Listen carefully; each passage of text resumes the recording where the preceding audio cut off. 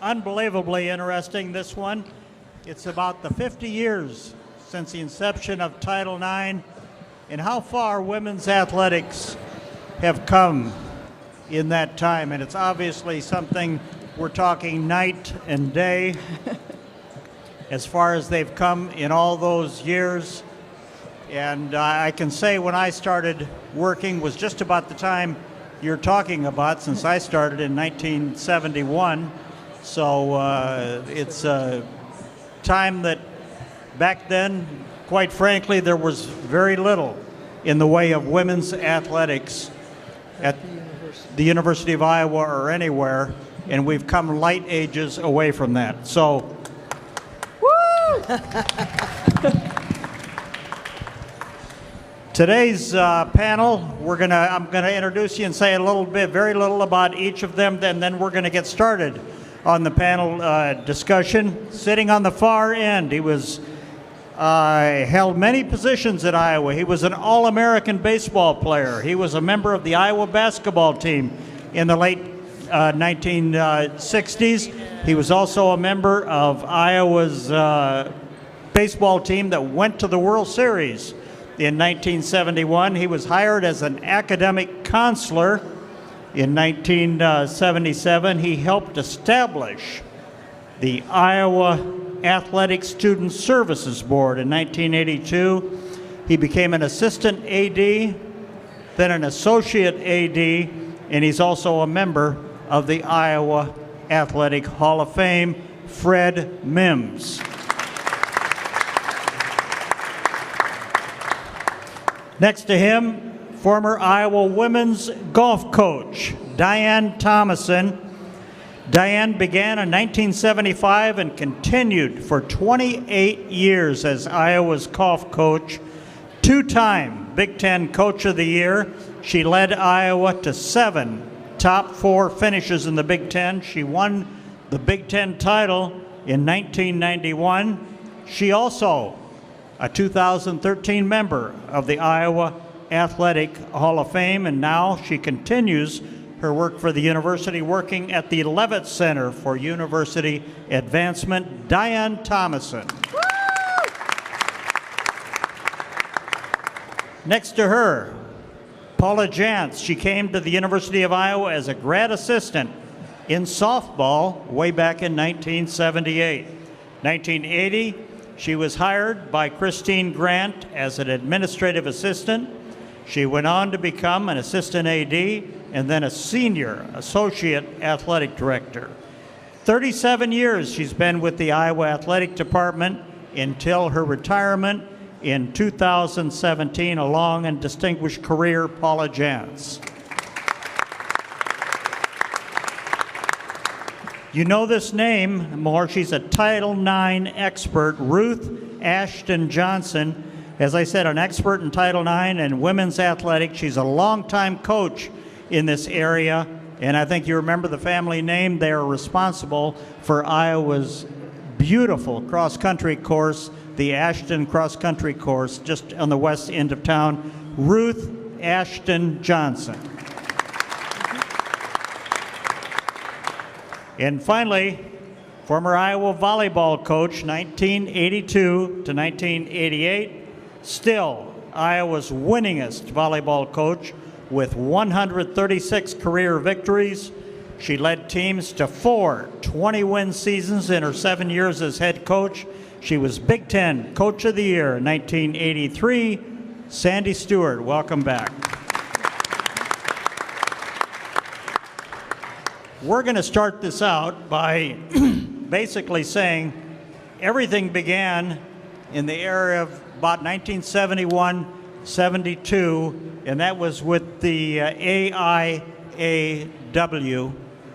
So, and it started then, and Title IX came shortly after. So I'd like, Fred, I'm going to come to you last. Fred is going to be here. He was in senior administration, and we're going to ask his opinion later on how it was working, because he worked with the men and the women, how from the senior administrative point of view. So we're going to start, and we're going to go right down the line here.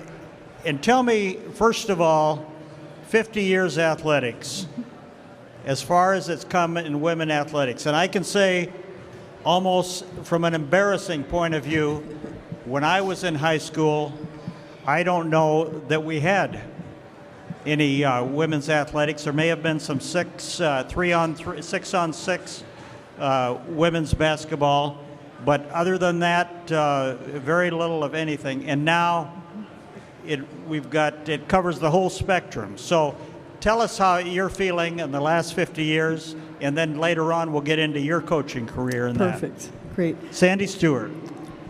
Hello, everybody. Go Hawks.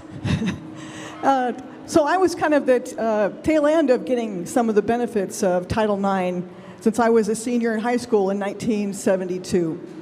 And I happened to grow up in Nebraska, where we didn't have a lot of sports, but we had an advocate. And so if you had an advocate that went to bat, you could get women's athletics, but it was very limited. So I had the pleasure of going and playing in the very first state volleyball tournament in Nebraska in 1972, where we lost, and went to the University of Nebraska thinking, oh great, I'll have some opportunities. There was nothing at the University of Nebraska when I started. And I remember growing up in Nebraska watching the Iowa girls basketball tournament on the Omaha Channel. And this was before Title IX, but Iowa girls basketball was huge. And I would beg my parents to move to Iowa because I wanted to play basketball. But in my hometown, they had basketball. You'd go and you'd look through the doors. And I want to give a shout out to Jeff McNutt, whose artwork is amazing, because so many women would go into the gym to practice, and they say, oh no, boys only. And so you'd be looking through the gym doors, knowing that you could compete with them. So that was kind of my memory of early on, but then to be able to come here in '82 and see some of the growth at that point is fantastic. So early on, I think people realized it's just, there was a lot of pioneers who made it happen. Okay, next, I'm not going to move right down the line. I want to move to Diane Thomason. She's probably going to give us a little bit of a history of where we started and where we came from and where we went to. So as far as women's athletics, and I think it's on. You'll have to pull it a little closer. Right here? Oh, yep. Diane Thomason. Thank you.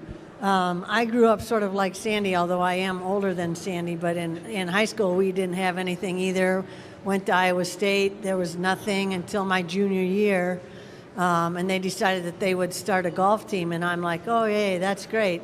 Truth of the matter was, I started when they said they had a swimming team, and I'm like, oh, I can do that, because I coached swimming in the summer.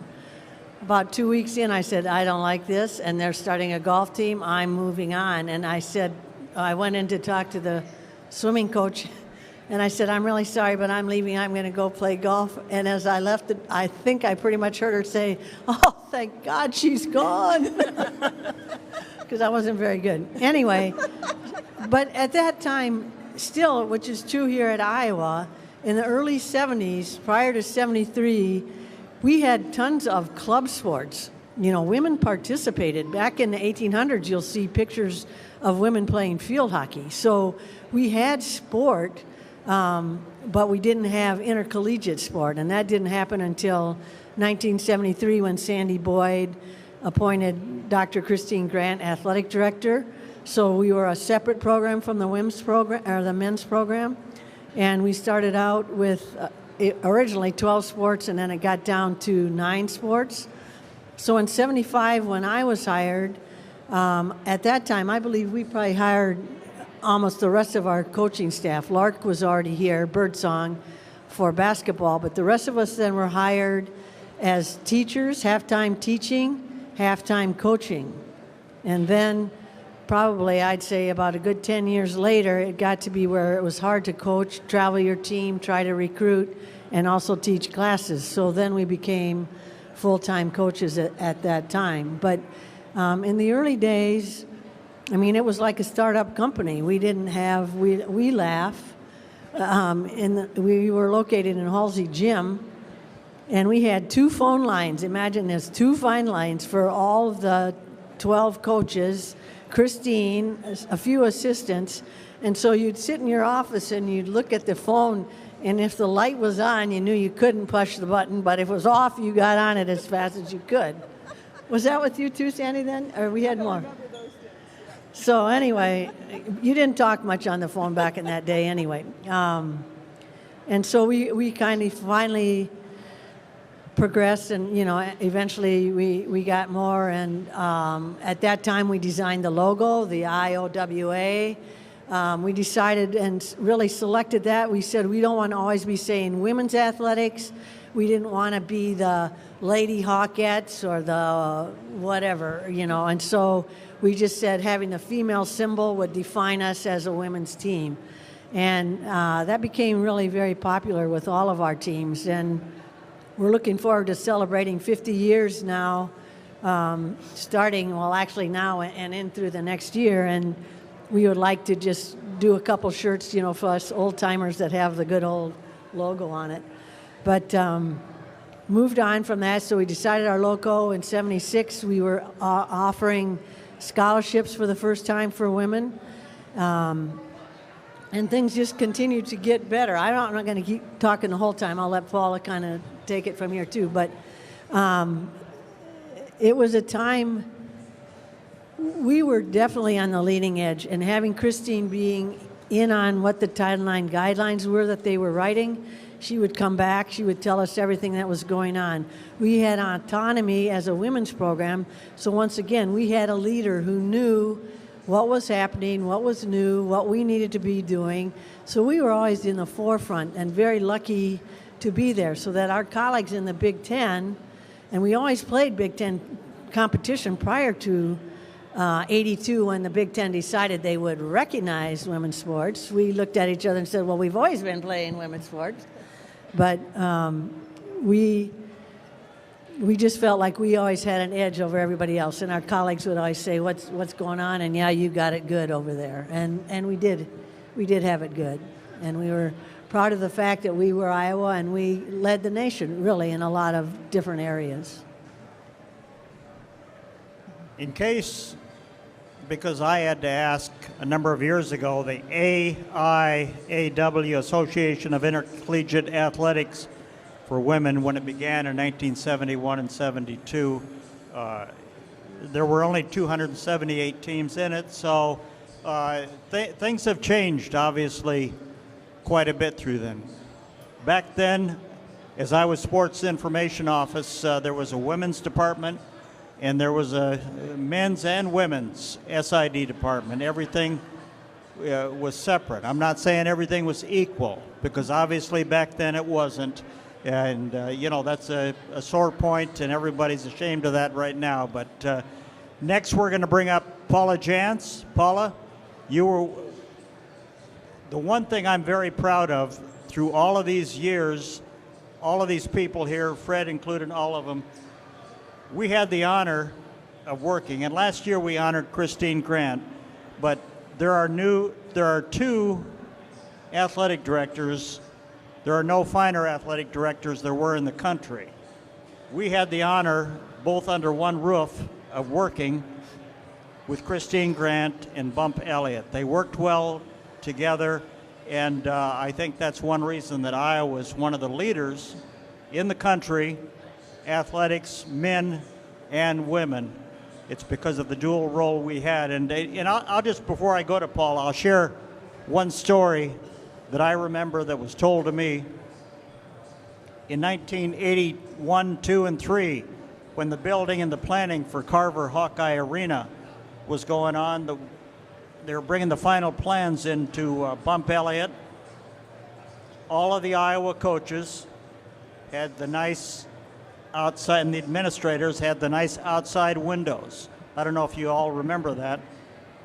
The plans came to him. All of the women's coaches and administrators had inside offices with no windows, nothing to look outside. Bump Elliott, the person he was, says, absolutely not. Take it back to the drawing board and let's make it equal.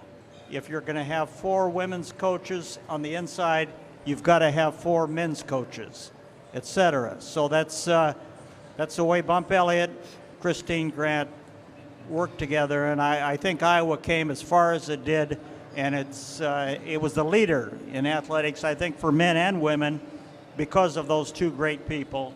And one of the people working right under Christine Grant was Paula Jantz. Thanks, Phil.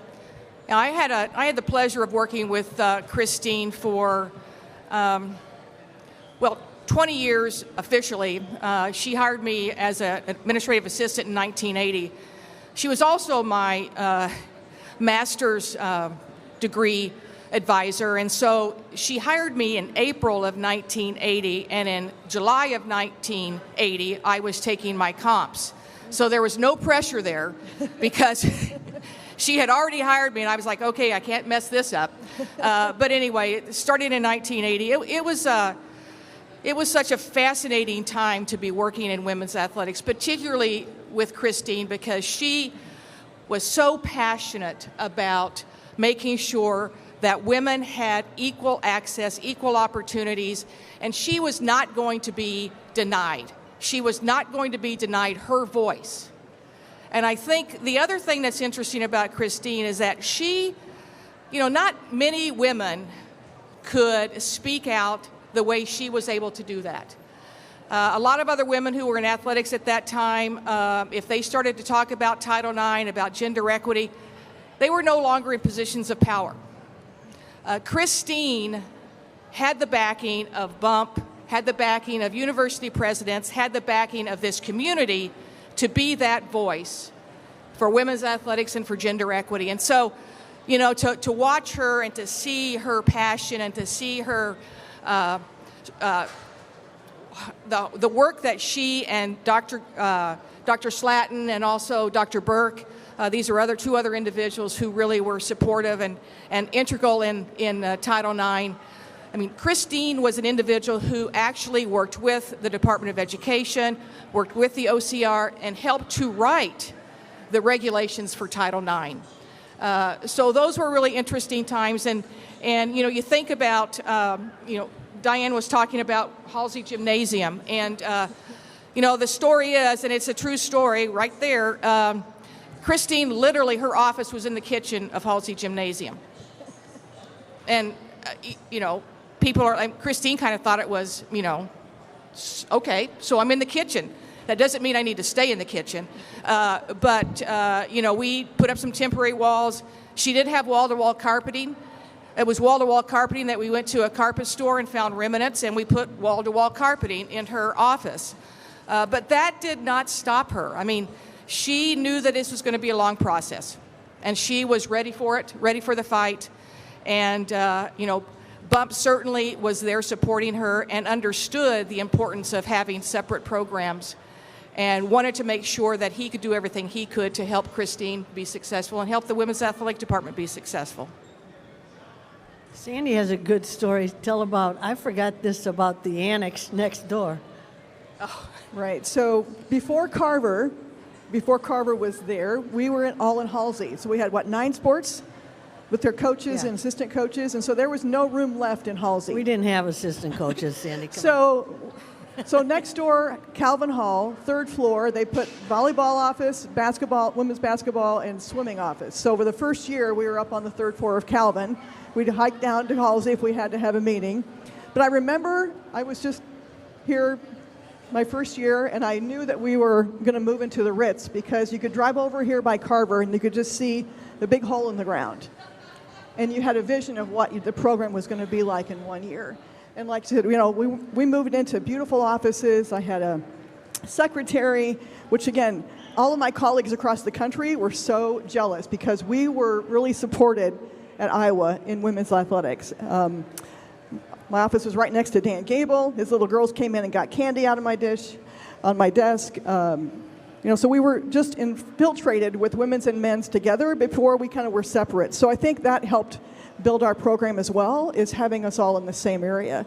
But yeah, Calvin Hall was the first year, and then we moved into the Ritz at Carver. So. And Christine always used to say, when people would say, well, are you merging the programs? And she would say, no, we're not getting married, but we're going to live together.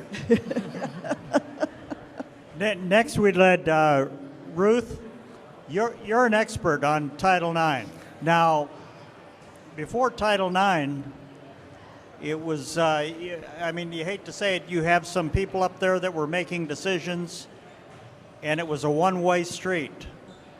And Title IX changed everything. So why don't you talk a little bit about Title IX and what it did, obviously, for women's athletics and what it did for men's athletics, because it brought it down to a little bit. Not brought it down, but put them on the same plane. Back in 1924, there was an Olympic Games where they added girls' track, women's track. And in the short races, the women had not trained, and there were many who collapsed after that race. And the doctors at that time believed that physical education on the level that we're doing it now, athletics, was not good for women. In those years, 1923 to 1927, Iowa was one of the first colleges that had varsity letters for women. And my mother happened to have earned 2 of those. There were only 28 women who earned any during that 4 years. But Dr. Halsey came to the University of Iowa in Mother's junior year. And if you follow her records in the yearbooks, there's athletics beginning, athletics lots, athletics even, athletics the same, and then in 1928, none when Mother graduated. And in that next yearbook, you find little Jessie had brilliant visions of winning an I in WAA, but that was before she went out on one of the athletic girls' hikes. Hiking, she admitted, was a bit strenuous, and so she took up horseback riding. And after one afternoon of bouncing up and down on the back of an equine, which Jessie opined was at one time must have been a circus horse, she decided that athletic glory should go to others. I prefer the modest, demure type of girl to the athletic sort anyway. You will find that in the 1928 yearbook, verbatim. At that time, the high school girls, the men decided that athletics was not good for girls either. Well, the small schools in 1926 decided that athletics was good for girls. And so the Iowa Girls High School Athletic Union began in 1926. It had basketball only until 1955, I believe. But it was the small schools. The women were against athletics. They liked sports days and that kind of activity, but not vigorous activity. When I graduated, well, Dr. Halsey and I graduated from the university in 1955 at the same time. And that's when Dr. Scott became head of the department. And in 1964, Chris Grant came. Well, during the time of 64, well, in 1955, I began teaching in Davenport, and sports days we had. And then I went to a private school, and sports days was the only way that you could really give any intramural activity to the girls. But the interesting thing was the Illinois schools could not participate. If the Illinois schools participated in our sports days, their boys would not be permitted to participate. So we only had the Villa and the Davenport schools. Iowa could do this because Iowa was one of the very few states that had a girls' athletic union, Iowa Girls High School Athletic Union, and the boys. So they were totally separated, and our girls' union didn't care. They thought the more activity, the better. I was able to do activity at West High because I had an intramural contract, a $300 intramural contract. And Butch Stolfa told me I could do whatever I wanted. Well, guess what? I did. But I had to make sure that the space I used was not used by the boys. Field hockey, nobody cared on that field, thank you. We had good field hockey. I have one sitting right here who graduated from the University of Iowa, was one of our first full ride scholarships, and she finally got her letter in 2000, after 1990, I believe. But anyway, so I could use facilities that were empty. I did not publicize anything. We raised our own money. I, of course, had my $300 for field hockey and gymnastics and swimming and volleyball and whatever. But as long as nobody heard about us or cared about us, we could do whatever we wanted.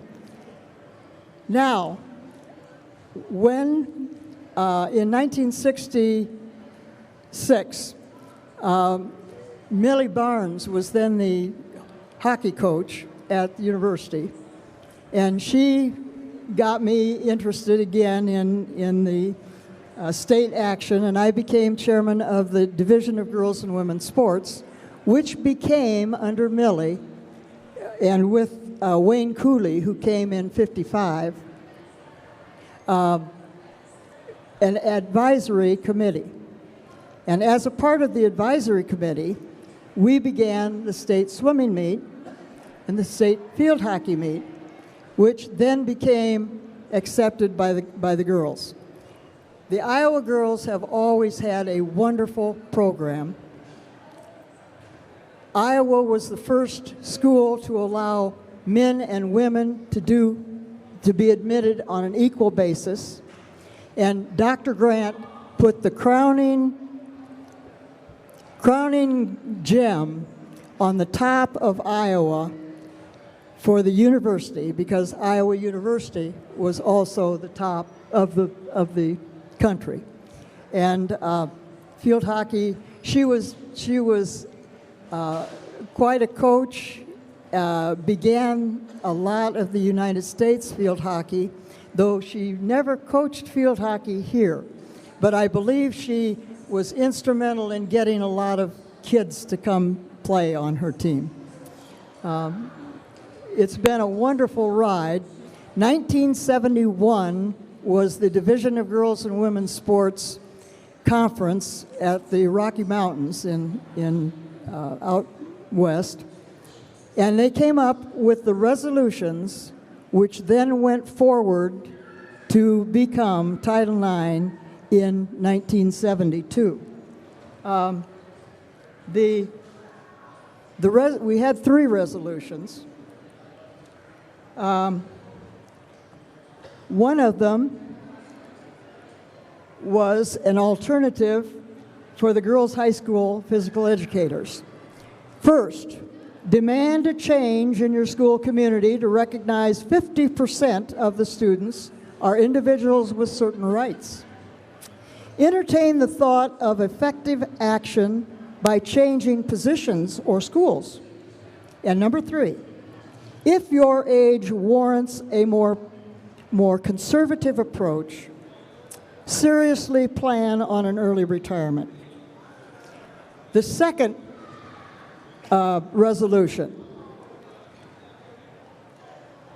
Whereas the participants of DGWS National Conference on Girls Sports Program for Secondary Schools feel that education is for all and that the sports program contributes to the educational process, and whereas it is the responsibility of the local school boards to provide an equal sports programs for all girls and boys, therefore be it resolved that the local school boards provide sports programs, provide equitable budgets,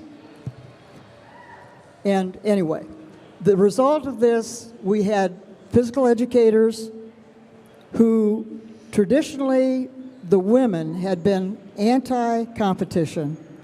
71 consolidated and changed that, and all over the nation went to their Congress, and this resulted in Title IX in 1972. But Chris Grant did really good. That's very, very, very interesting. Thank you. Fred, you were on the other side of the fence, not the other side of the fence, but you sat in all these meetings. Sure he was. Yeah. Well, you know, You sat in all these meetings. So tell us your viewpoint from yours and Bump Elliott's and working with Christine, how it was as far as the difference between the men and the women. And I'm calling on Fred now because he's going to have to leave. He's had a long scheduled doctor appointment this afternoon, so we're going to let him go after he speaks here. appreciate it, Phil. Can you hear me? Okay. Well, you know, I'm very honored to be here today to talk about Christine and Title IX, give you a little bit of history. In my family, there were 5 boys and 1 girl. In my cousin's family, there were 5 girls and 1 boy. And we were all very close in age. And we all were very much into athletics. And at the time we were growing up, my cousins, the female cousins, were better athletes than guys on my side of the family. And so as I got to college, I had the opportunity to represent the United States in the 1971 Pan American Games. And one of the things that I remember most was a basketball game between Cuba and the USA. We go into that arena, it's packed, 15,000 people packed, jam-packed. And all you can hear during the contest was USA, USA. And then the noise was ear drumming that comes to your heart. It makes everything feel so alive in that. And that's the first time you realize that women's sports had the same impact as the men's sport. The international games there, they went after each other, and it was a very thrilling and exciting contest. But we hadn't cultivated that in the States as well. And so later on, when Christine became involved at Iowa, changing things, I kept remembering that. I kept remembering that atmosphere and so forth. And remember my cousins wanted to participate in the same level as the guys. And so when Christine and I visited about things, she came to me one day and she asked for my assistance. And I said, sure, what can I do? We've got a chance to bring a coach in here that's going to change our program in many ways, especially women's basketball. And that was Vivian Stringer. And so she asked me to help recruit Vivian and Bill to come to the university. So we spent a lot of time. I got to know Vivian and Bill very well. But that's Christine caring about the program growing and being respected. And she figured bringing in the elements that's going to help us reach that level. And she did that. One of the things I can say is that I'm very proud to be a part of administratively. Bump Elliott and Christine Grant's relationship was superb. Bump believed in the causes that Christine had espoused, and knowing that they need to work together to accomplish that. And that's what he did, and that's what they did. Without that combination and working together, I don't think we would have been successful. Maybe a longer period of time would have had to go by, but as was stated up here earlier, people recognized the camaraderie we had here at Iowa nationally. And that's because Bump and Christine's interaction. And it wasn't easy at first. It wasn't easy at first because everyone's territorial. Trying to bring things together wasn't easy. We had to smooth it out. We had to sit in a lot of meetings and discuss our steps and how we were going to get it done. For example, I developed a student services program. The women's program had something a little different, but they had a service program, but not as elaborate as what we had. And so talking administratively of how we're going to bring those programs together was a task, a delicate task, but we achieved it. One of the things I think that made it possible is that Christine understood my dedication for helping students, no matter male, female, whatever, and making things better and create a culture in Iowa that was envied by many people around the country, and we were able to do that. And bringing coaches together to understand how they can help one another was very important as well. And then making sure that at the Big Ten conferences and other NCAA conferences, we stood together and helped support one another for the changes that we felt needed to be done for students overall. So that was what I take from that. But character, positive approach to things, was something Christine was able to do along with Bump, and we had great success and great respect nationally from what we did. Thank you, Fred. We know where you were. We know how far you've come. Now, where do we go from here? What's your opinion, all of you? Where do we go from here for women's athletics? And you can speak to men's athletics too, because obviously the goal is to have them all on an equal footing. So why don't we start with you, Diane? I'll start. We have made great strides. We've had a fantastic, fabulous past 2 years in men's and women's athletics. Probably have won more championships on the men's and women's sides than we have maybe ever, along with our national championship, but a lot of individual national champions. So I feel like we're still on the right path. Our mission really is win, graduate, do it right. And I do feel that the most important thing that you have in a program is your coaching staff. I mean, you have great administrators. They hire great coaches. We always said you can't legislate morality. You either hire good people and they do the right thing, or you made a bad hire. And so, it was important that we always had a group of colleagues that got along.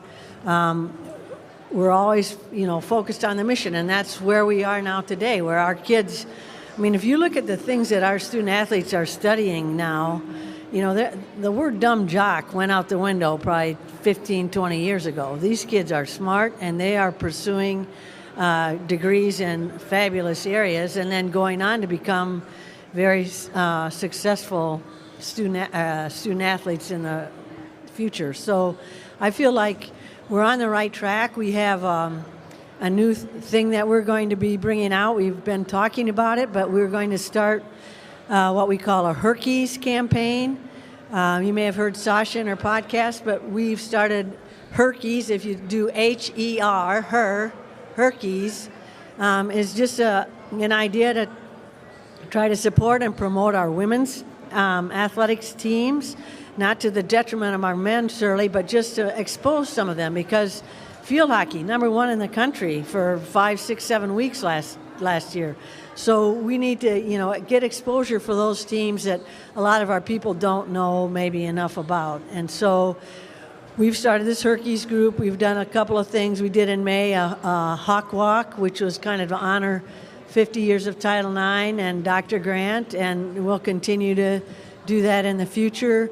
This next spring in May, we're going to have our grand celebration of 50 years of women's athletics, so we'll have a reunion with all of our sports teams coming back, which I'm excited about to see my players, and I know all the other coaches are as well. And then part of this year is we're going to have our Herkies campaign, the next 50 years, where now we're talking about bringing some of our facilities for women up to speed.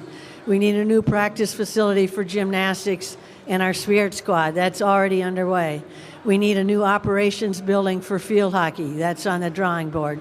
We need upgrades to softball. That's already on the drawing board as well. So you'll hear more about this, in the days ahead. But it's a focused campaign now, where we need to get these things, and we need to be leaders again. And I'm excited for that. I think the university, from President Wilson to our administrators, Dr. Barbara Burke, our senior women's athletic director, and Gary, of course. I think everybody's focused and on the right track about bringing, Iowa athletics together to the best equality that we can. Okay. Sandy, how about you? Well, what keeps crossing my mind is the legacy of the players and the coaches from the 70s, 80s, and 90s. And now they all have children and grandchildren. And I think back when we were growing up, not every guy was really gung-ho for women's athletics, but now they're having little girls who want to be in sports. And so now we want to give them the best. And I think about one of my players, Steph Smith, played for me in the 80s. She was from Indianola. She married Daryl Thompson, whose sister played for Iowa as well. They had 4 kids, and they all went on to Division I programs. So I feel like our grandkids are out there playing. Their oldest was a starter for Wisconsin volleyball when they finished second in the national tournament. And if you remember watching Indiana men's basketball, Race Thompson, he kicked Iowa the last time we played him. So I give him a hard time. We didn't get any Hawkeyes out of that. But I think it's the legacy that those players had that have gone on to be parents and grandparents now that are setting the stage for women's athletics to continue to grow. And I think the other thing, too, is the youth sports. We have more girls in youth sports to get started younger, to get better coaching younger, to get better nutrition younger, to learn how to take care of your body and get the nutrition you need. So the younger girls are getting more opportunities that we didn't have because they know that boys and girls who want to be active in sport, they need good coaches, they need good facilities. So I think the legacy of this generation and the past generation will go on forever. I hope they all become Hawkeyes. We need all our Iowa athletes to stay in Iowa. I know for volleyball, that's one of the biggest issues we've had. We've had phenomenal Iowa volleyball players, and they'd go and play somewhere else. So if you know a great Iowa volleyball player, tell them to come to Iowa. We've had a lot of All-Americans, and they go play for Nebraska or Texas or UCLA or Minnesota. We need Iowans to stay in Iowa and help our women's volleyball program. So I think the future is bright, and the legacy is there. So, Ruth? We've come a long, long way in athletics. My hope is that for the women, it can continue. The strange societal changes that we have had, particularly with the Pennsylvania swimming team and transgenders being allowed to compete against women. My fear is if this is not controlled, we will go backwards and lose. I think if a woman, born a woman, wants to compete against a man, more power to them. But a born male has a different body construction and has different hormones, and usually, quite often, they are much stronger. And that has been proven both in the Connecticut track, where there were 3 men, transgendered women, ran in their state championship, and of course they placed 1, 2, 3. Amazing. And the Pennsylvania swimmer, transgendered, who broke all the records. This I fear as we go forward. Men and women need to respect each other, need to work together. They are different individuals. They think differently. Men have a goal. They plan something and they go straight for it.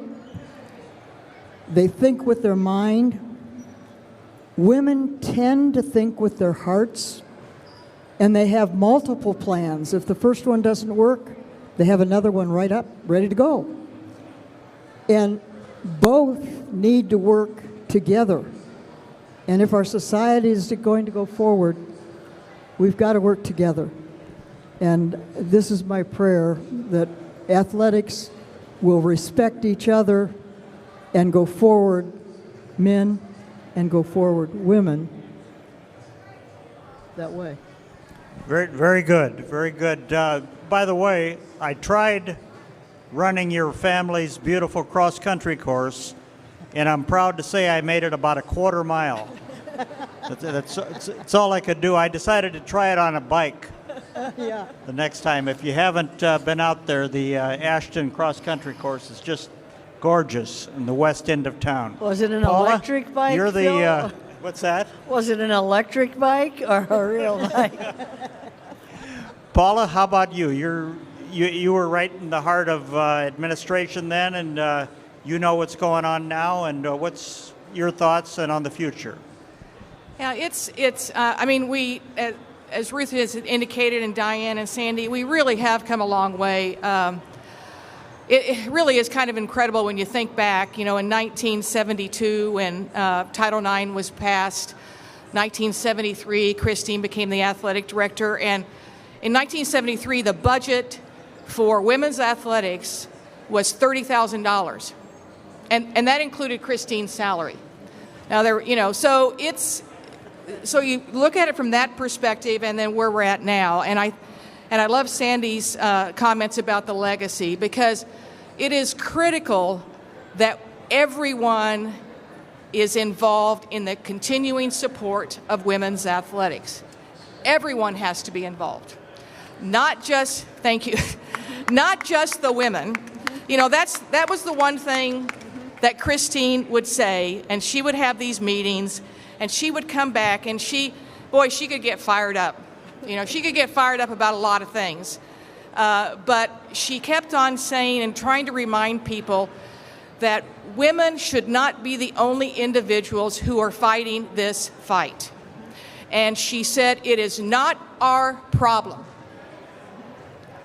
It is the problem and the responsibility of the institutions, of the colleges. It is their responsibility to provide the same opportunities to the men and to the women.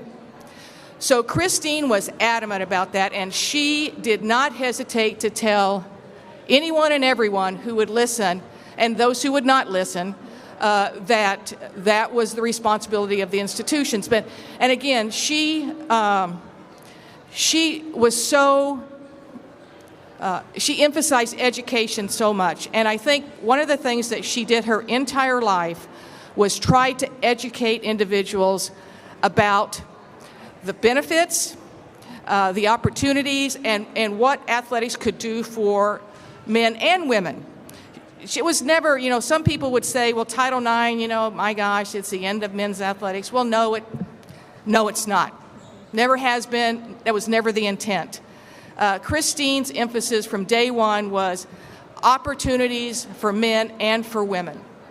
Now, obviously, the reason Title IX was passed was because there were no opportunities for women, and so that was so important. And as Christine said, there were two things that really emphasized and helped women grow in our society in the United States, and that was the right to vote, and then the second one was Title IX, because those two things advance women to a significant degree. So we can't forget, we can't continue to fight. Christine's legacy is too important to let slip by. I think it is so important for us to continue to financially support women's athletics, financially support, our campaigns that we have, and continuing to increase the facilities and the opportunities for our women. I had such a great career here at Iowa. To be able to work with so many great people, Diane and Sandy. Ruth, I didn't get a chance to meet until today, but thank you for all your support that you did.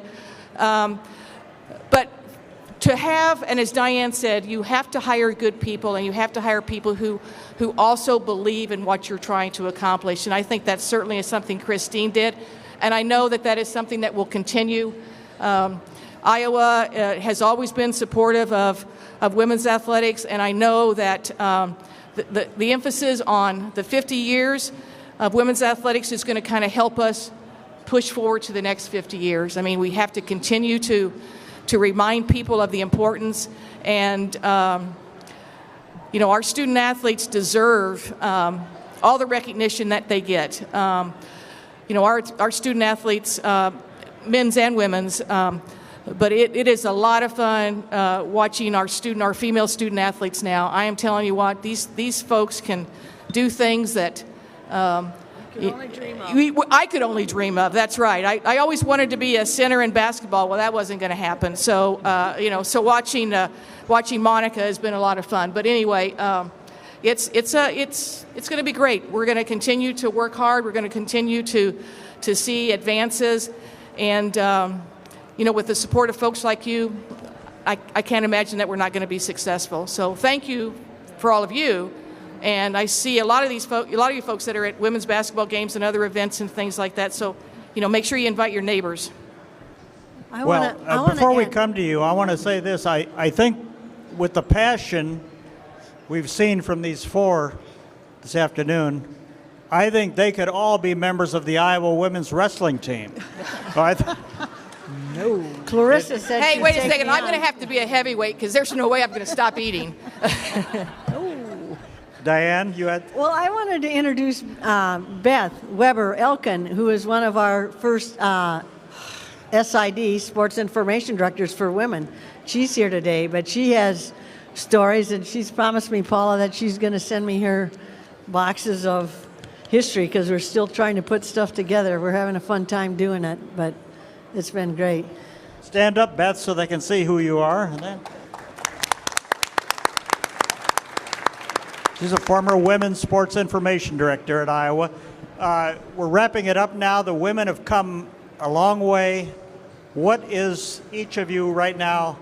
Give me a closing. What is the one thing you'd like to see happen, let's say in the next 5 to 10 years for women's athletics? Sandy? You know, I just think what Dr. Grant was so adamant about, they're student athletes. Keeping the focus, they're student athletes, and they're here to get a degree, but they perform magnificently on their court in their sport. But to keep that balance and to support them academically and in their athletic endeavors. So they're not professionals. They are student athletes, and we want to support their education. So That those who are active in sports, when they retire, that they continue to be active. The Olympic program in our country, especially for older people, a lot of people make fun of that, but it is important to stay active and to stay energized and to keep doing. And even though your times and your skills and your abilities go downhill, sometimes rather rapidly, keep on keeping on.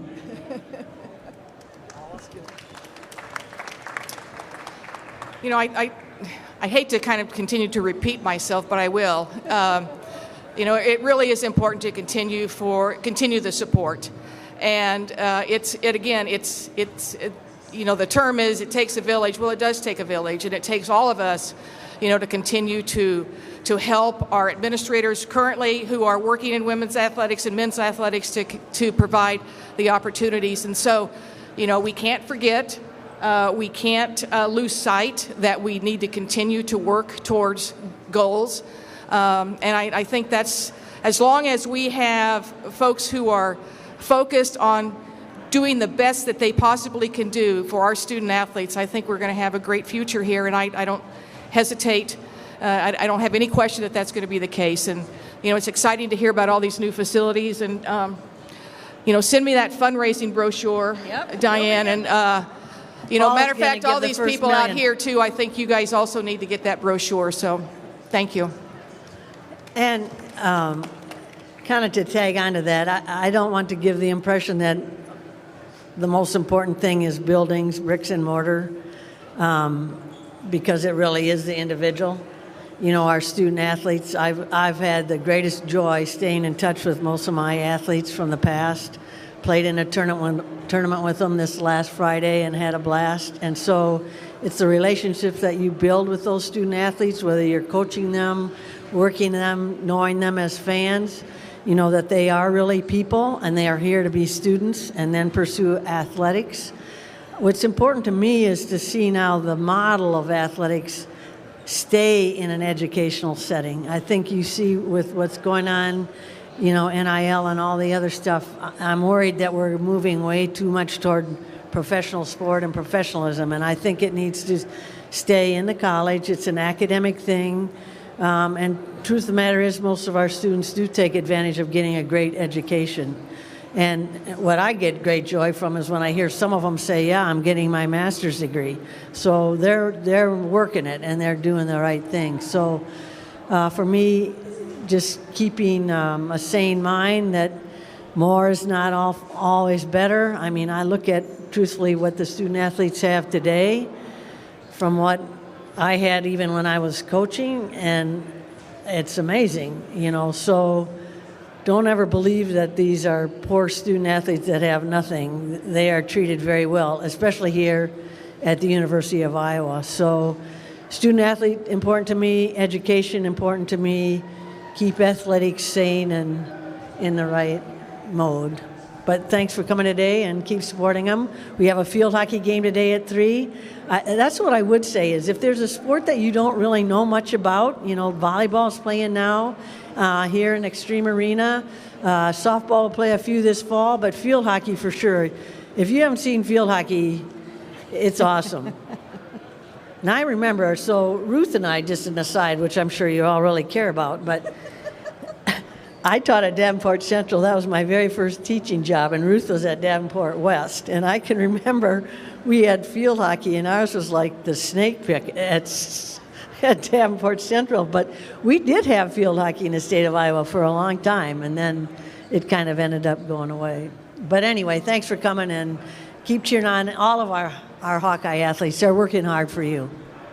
Just going to kind of end on one last thing that Christine always reminded us was that education is the most important thing. And Christine won numerous awards and was recognized across the country and internationally, nationally. But she told us one of the most cherished recognitions she ever received was when Grant Elementary was named after her. That to her was the greatest honor that she had ever received. And it just goes to show how and what Christine's focus always was on education and making sure that the student athletes were students. Well, and people, first of all, thank all 4 of you very much. And people always say, why Iowa? Well, it's because of people like you, but especially like Christine Grant and Bump Elliott. And that's why people like you and why I stayed there 42 years. I don't want to go anywhere else and work for somebody else. That's why Iowa. So thank you all. We have not said, go Iowa, go Hawks. Thank you all for coming. And if you're staying for the